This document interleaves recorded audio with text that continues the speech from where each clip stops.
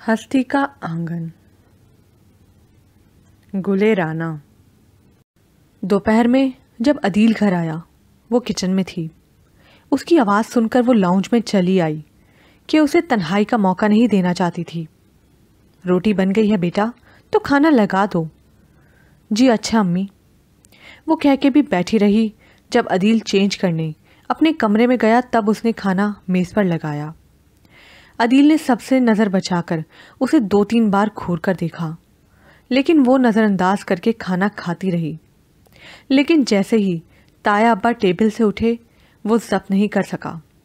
मैंने कहा था तुमसे कि मैं तुम्हें पिक कर लूँगा, फिर क्यों चली आई? मैं भूल गई थी, उसने आराम से कहा। क्या भूल गई थी तुम? वो खासा ऊंचा बोल गया तो शाहिदा और आसिफा हैरत से उसकी जानिब देखने लगी। जवाब दो मेरी बात का। उसे आराम से खाना खाते देखकर उसका ज़ब्त जवाब दे रहा था। कहा तो है, भूल गई थी। क्यों? भूसा भरा हुआ है सर में। क्या हुआ दिल? तुम ऐसे क्यों बात कर रहे हो? शाहिदा बेगम खामोश नहीं रह सकी। वो उठकर अपने कमरे में चला गया। खाना भी नहीं खाया। तुम बताओ, बात हुई क्या है? दोनों उससे पूछने लगी। ये हर किसी को अपना मुलाजिम समझते हैं। मुलाजिम भी क्या, बल्कि निचले दर्जे की मखलूक ख्याल करते हैं। ठीक है, ताया अब्बा के हम पर बहुत एहसान है। उनकी हर बात मानना, उनके हर हुक्म पर सर झुकाना हमारा फ़र्ज़ बनता है। अरे ये तुम कैसी बातें कर रही हो राना? अलीम तुम्हें इतना ही चाहते हैं जितना कि सगी बेटी को चाहा जा सकता है। मैं अलीम से बात करती हूँ, तुम इस तरह मत सोचो। दरअसल अदील का दिमाग उसकी फुप्पियों और उनकी बेटियों ने ख़राब कर रखा है। और शाहिदा बेगम ने वाकई अदील की शिकायत अलीम साहब से लगा दी। शाम की चाय पर उसकी पेशी थी और सबके सामने ताया अब्बा ने उसे सख्त सख्त सुनाई थी। आखिर में कहा था, आइंदा कभी राना से ऊंची आवाज़ में बात भी ना करना। अब्बा आप उसे मना नहीं करते। ये जो मैंने जो कहना था कह दिया। याद रखो, ये शमा, रशना या बीना नहीं है। इन तीनों को माओ ने बेजा आज़ादी देकर बिगाड़ रखा है। राना मेरी बेटी है। रशना और शमा वाकई माँ बाप की आज़ादी का नाजायज़ फ़ायदा उठा रही थीं। गैर मुल्की फ़िल्मों ने उनके मिजाज पर गहरा असर छोड़ा था और अब उन्हें अपनी बहुत सी रिवायत मायूब दिखाई देती थी। उनके नज़दीक ज़िंदगी का मज़ा हल्ले गुल्ले और मौज मस्ती में था। लिबास से लेकर खाना पीना, बोल चाल सब विदेशी था। बीना पर भाइयों की तरफ से कुछ पाबंदी थी, इसीलिए वो उनके मुकाबले में थोड़ी पीछे थी, जिसका उसे बेहद कलक था और वो इन दोनों से खार खाती थी। अदील के मामूलात अब भी वही थे। हाँ, अब दिन के औकात में उसका वक्त बाप के ऑफिस में गुजरने लगा था कि ये उनकी हिदायत थी, मगर वो 2 बजे के करीब वहाँ से निकल आता था और फिर रात तक उसके पास वक्त ही वक्त होता था। जो कुछ उसने राना के साथ किया, उसके बाद राना को ज़िंदगी बेमकसद लगने लगी थी। बहुत दिनों तक वो किताबों की तरफ हाथ नहीं बढ़ा सकी। उसके दिमाग में एक फ़िल्म सी चलती रही थी और हर सोच इंतकाम पर जाकर ख़त्म होती थी। कभी अदील को जहर देने का ख्याल आता तो कभी किसी और तरीके से इस तकलीफ़ में मुब्तला करने का सोचती। एक ही बात बार बार सोचती। आखिर वो उस नतीजे पे पहुंची कि ज़िंदगी ख़त्म नहीं हुई। उसे उसके साथ नहीं रहना, अपने पैरों पर खड़ा होना है और उसके लिए तालीम बहुत ज़रूरी है।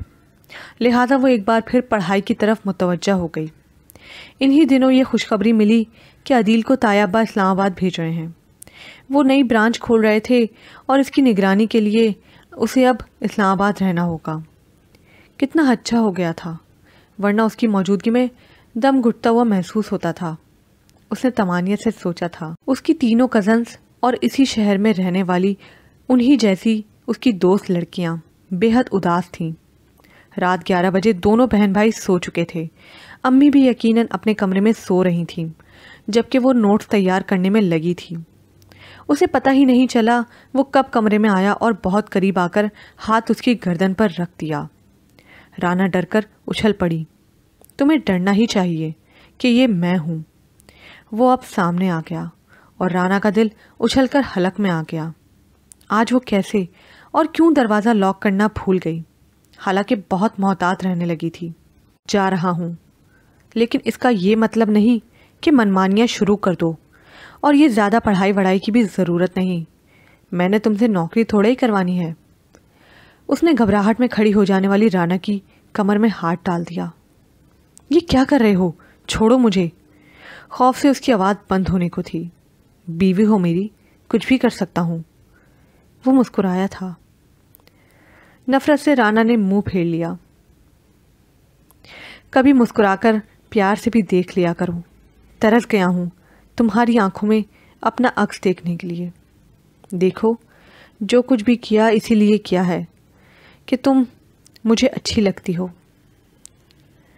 مجھے ڈر تھا کہیں چچی تمہیں اپنے بھانجے ایاز سے منسوب نہ کر دیں کہ یقیناً تمہاری بھی یہی خواہش تھی۔ میں تمہیں یقین دلاتا ہوں تم میرے ساتھ خوش رہو گی۔ وہ ایاز بھلا کیا دے سکتا ہے تم؟ اس نے اسے ایاز سے متعلق غلط فہمی سے نکالنا ضروری نہیں سمجھا۔ ارے خوش قسمت ہو جو میری بیوی بن گئی ہو۔ پتہ ہے آدھے شہر کی لڑکیاں مرتی ہیں مجھ پر۔ توبہ، ابھی اس شہر پر ایسا بھی عذاب نہیں آیا۔ ہاں، چند بے راو ضرر ٹائم پاس کرتی ہیں۔ وہ صرف سوچ سکتی تھی، بولنے کی طاقت نہیں تھی اس میں۔ آؤ نا، اس نے قریب کرنا چاہا۔ امی امی، رانا چلانے لگی۔ کہاں تو آواز نہیں نکل رہی تھی اور کہاں اب اس کا چلانا رات کے سناٹے کو چیر گیا تھا۔ جب آصفہ کمرے میں آئی تو وہ کرسی پر بیٹھی کانپ رہی تھی۔ دونوں چھوٹے بچے سو رہے تھے اور کمرے میں کوئی نہیں تھا۔ کیا ہوا رانا؟ اتنی زور سے کیوں چلائی تھی؟ کچھ نہیں امی، بس یہیں بیٹھے بیٹھے سو گئی تھی اور پھر میں ڈر گئی۔ اف، جان نکال دی میری تو تم نے۔ اٹھو، بستر پر جا کر لیٹو۔ دن میں بھی آرام نہیں کرتی، اسی لیے بیٹھے بیٹھے سو گئی اور کوئی الٹا سیدھا خواب دیکھ لیا ہوگا۔ کاش یہ خواب ہی ہوتا۔ امی چلی گئیں۔ اس نے دروازہ لاک کر لیا، لیکن نیند دیر تک نہیں آئی تھی۔ اس کے اسلام آباد جانے کے بعد وہ کچھ سنبھل گئی تھی۔ گھر میں رہتے ہوئے جو احساس اس کی موجودگی میں چھایا رہتا تھا ایسا نہیں تھا، لیکن انہی دنوں ساجدہ پھپھو نے وحید کے لیے اس کا رشتہ مانگ کر اسے پھر سے بے چین کر دیا۔ خبر اسلام آباد میں عدیل کو بھی پہنچ گئی تھی۔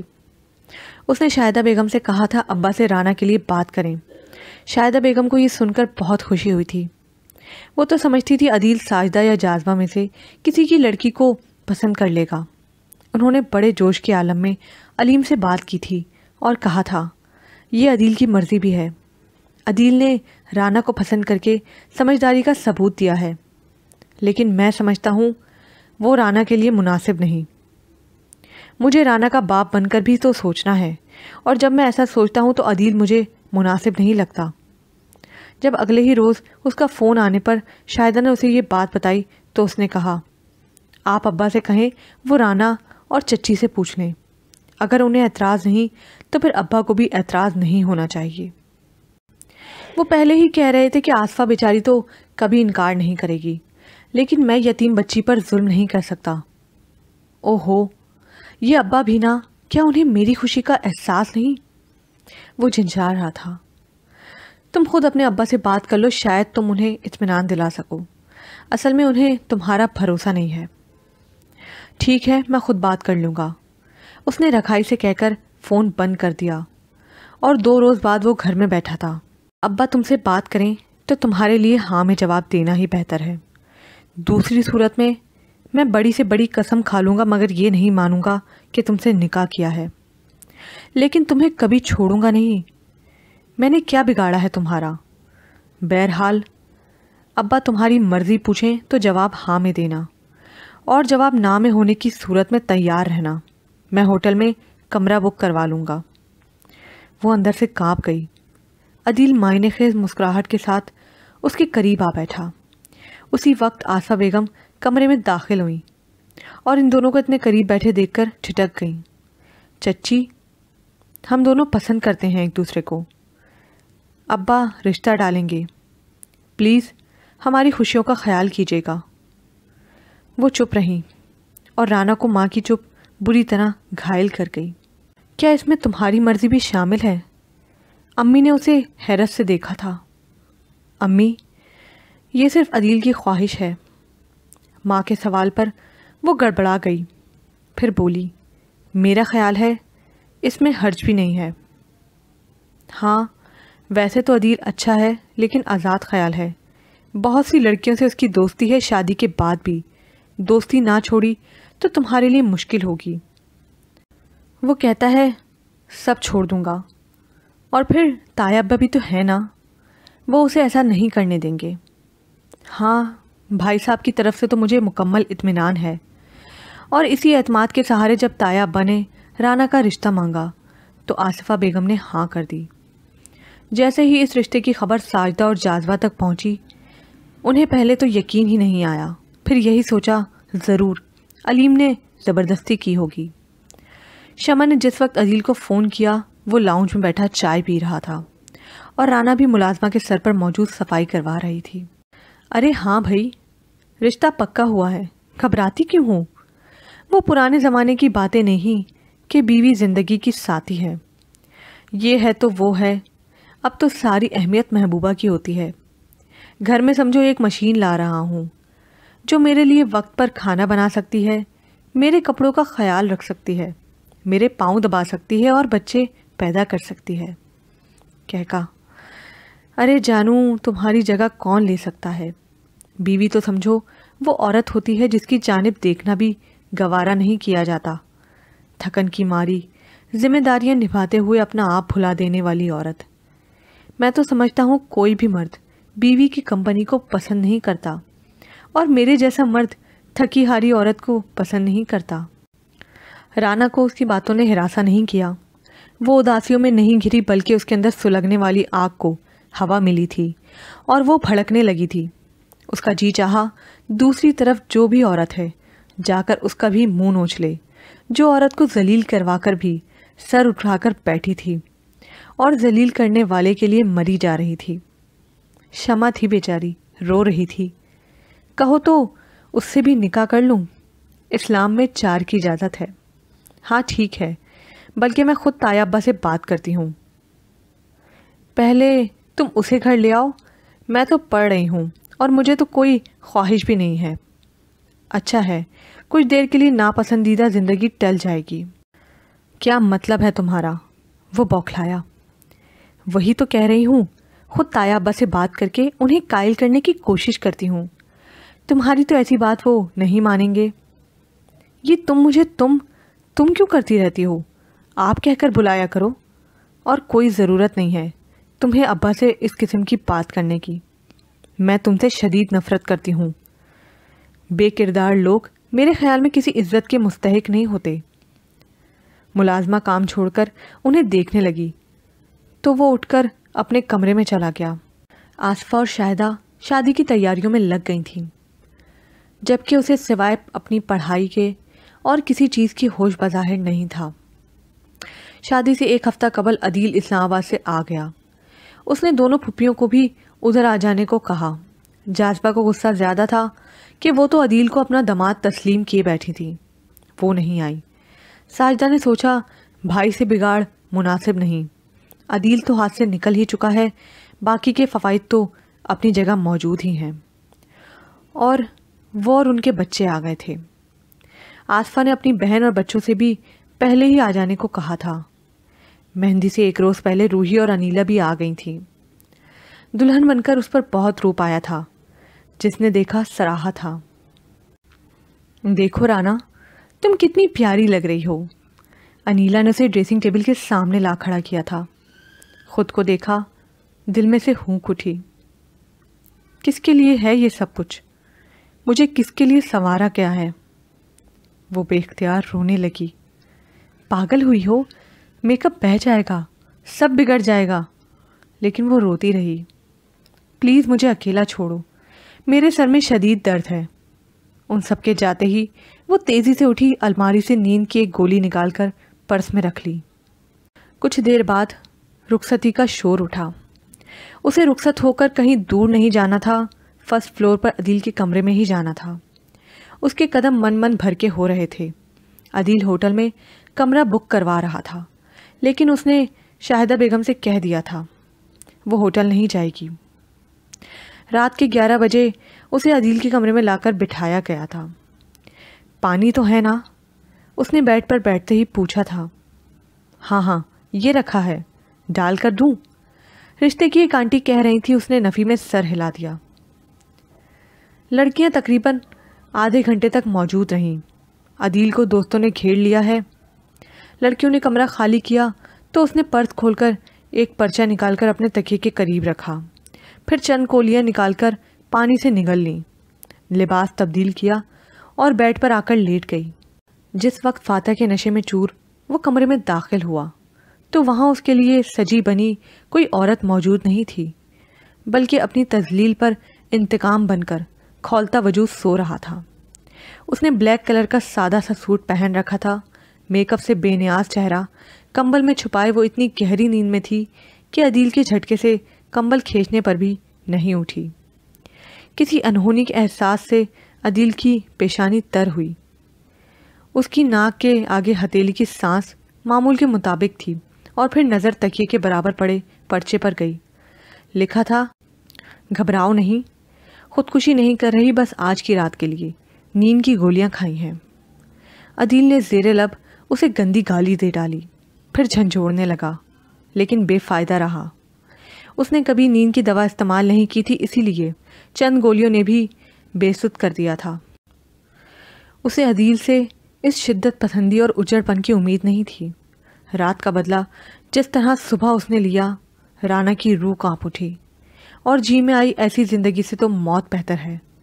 وہ اس کے سامنے رونا نہیں چاہتی تھی، لیکن بے اختیار تھی اور ہچکیوں کے ساتھ روئی تھی۔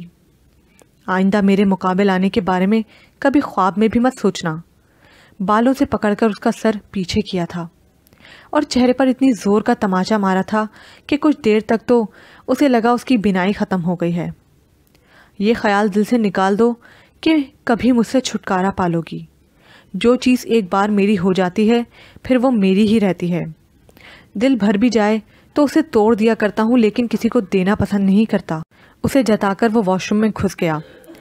فریش ہو کر نکلا تو وہ ابھی تک رو رہی تھی۔